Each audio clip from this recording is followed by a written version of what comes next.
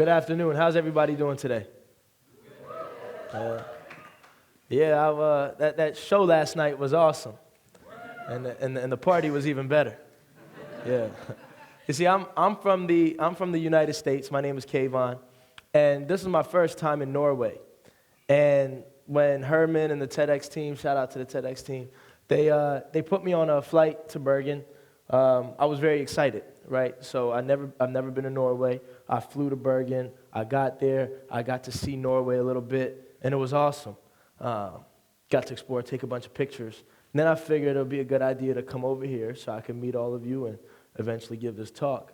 But as I was making my way over here, long story short, I figured out this place is far. Like it's really far. I had to get on a train for an hour, and then I had to wait an hour to then get on a boat for 2 hours, and then I got in a taxi for another hour, and then I got here, and now I don't feel like I'm in Norway anymore at all. I mean, city center Bergen, that's the middle of Norway. Over here, it's the middle of nowhere. But we're here, and I love it. It's beautiful. I feel refreshed. I took a shower this morning, and I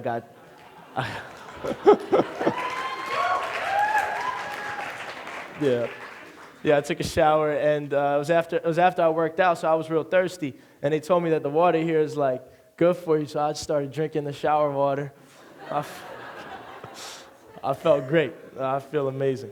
But the reason I'm here today is to talk to you about following your dreams and to tell you a little bit about my story. And I'm happy to do that, but in doing that, I also want to talk about why it's important to encourage other people to follow their dreams, even after we get ourselves to do it.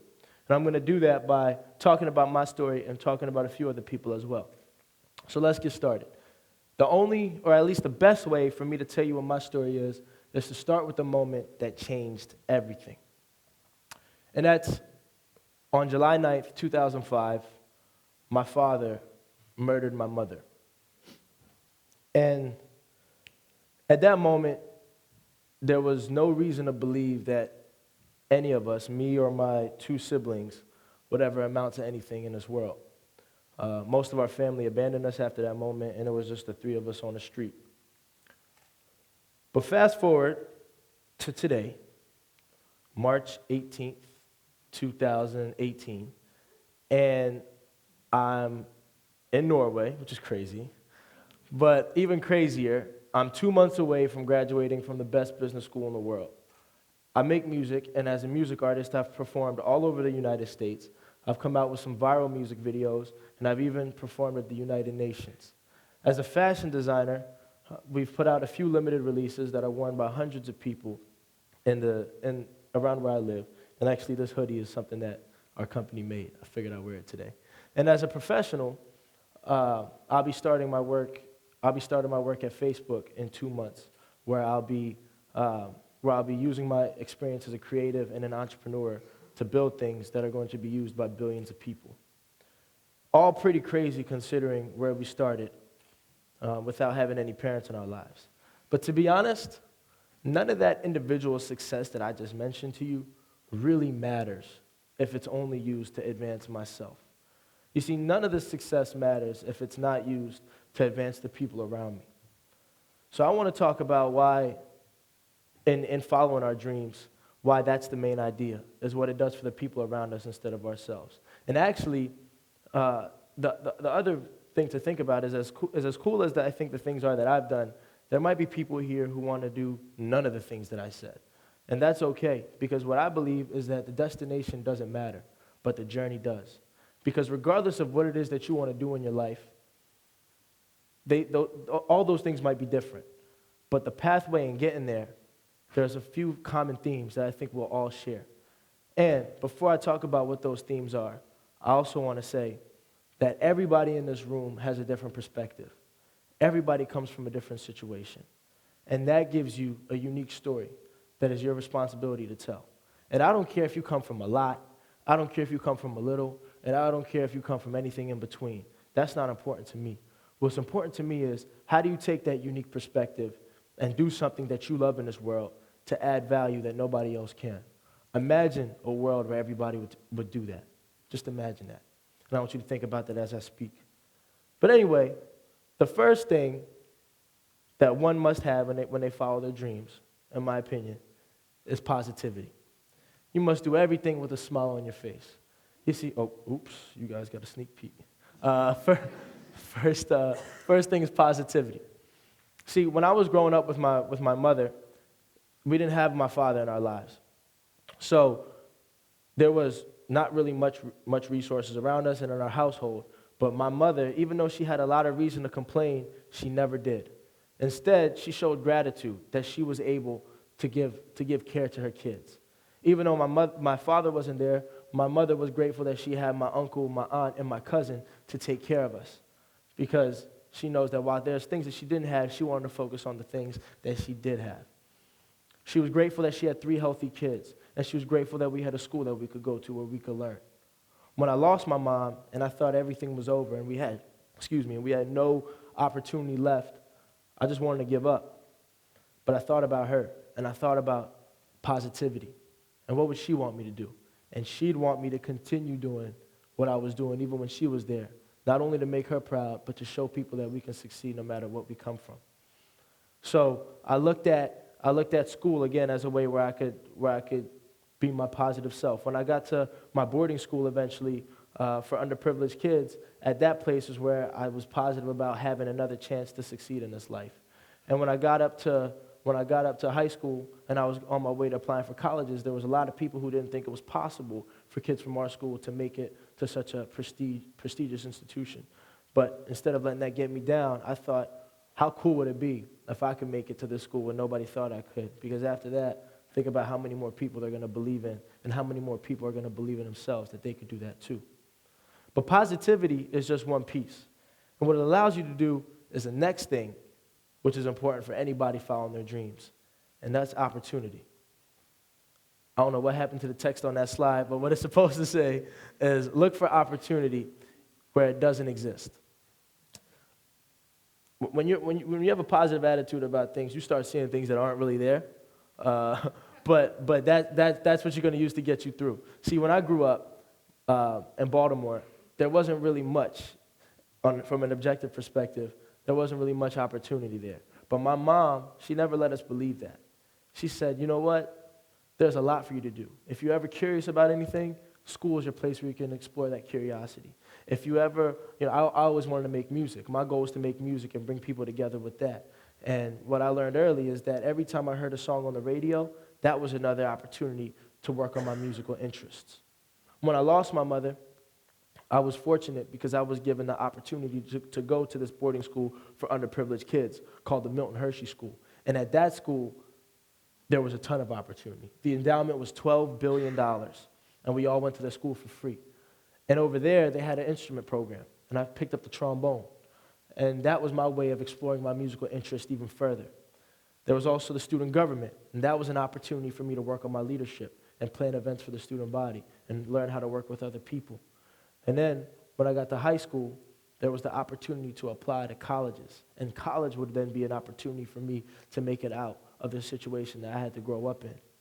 And then when I got to college, I got the opportunity to be exposed to a bunch of different people. You guys all get to be at this high school where you have people from all over the world. That's incredible. The first time I got to do that was college, and that was another amazing opportunity. And as an entrepreneur, I got to see other opportunities as well. When I made music, and eventually I used that as a way to share people's stories that often weren't heard. Because if I could do it through music, then anybody would be to my audience if they like the beat to the song. Because you'll dance to anything no matter what the words are.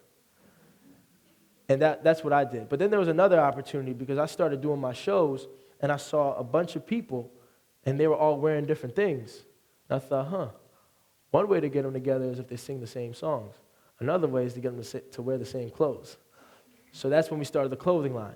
And the same people who were listening to music started buying the clothes. And then we started growing a following to the point where there was people who were listening to my music who I was never performing in front of. And I thought, how do I get in front of them? And that's when we started a virtual reality platform where I would perform and have it recorded, and anybody else, no matter where they are in the world, could experience it. That was the idea. But opportunity is just the second piece. And just like with positivity, opportunity was something that I had to see for myself, but also something I had to be fortunate enough to have because somebody else taught me what positivity was and put opportunity right in front of me. But the other thing that you need that's essential, in my opinion, is a community. You see, through everything that I did not do it alone. And I don't believe any of us could do anything in this life by ourselves. You see, when I lost my mother, even when I had nobody else, I still had my two siblings. My younger sister, who taught me how to think deeply and to show more love. My older brother, who always taught me from every single mistake that he made, and who also was patient with me through everything, even when I had kind of a short temper growing up. I had them. As I went through my situation, the people in our local community found out what happened to us, and they told us about the Milton Hershey School, which was this $12 billion school for underprivileged kids. And they put us there. Even when we didn't get accepted at first, they fought for us to get in. And then when we got to the Milton Hershey School, I had communities of supportive house parents and teachers and other adults that really nurtured us to grow up. And then when I got to college, I found communities within my student body, but also within the professors and other adults who were there to support me through the great times and through the terrible times. And through all this community, you find mentors. And I found some incredible mentors. I could go on forever and list who they are, but if I just named a few, Bobby Turner. Bobby Turner was one mentor who taught me how to use business to do good for the world. I met Scott Mills, who taught me how to hustle to not only advance myself, but also the people around me. I met Angela Duckworth, who taught me the true meaning of grit. And I met Adam Grant, who taught me the importance of giving, being yourself, and being productive.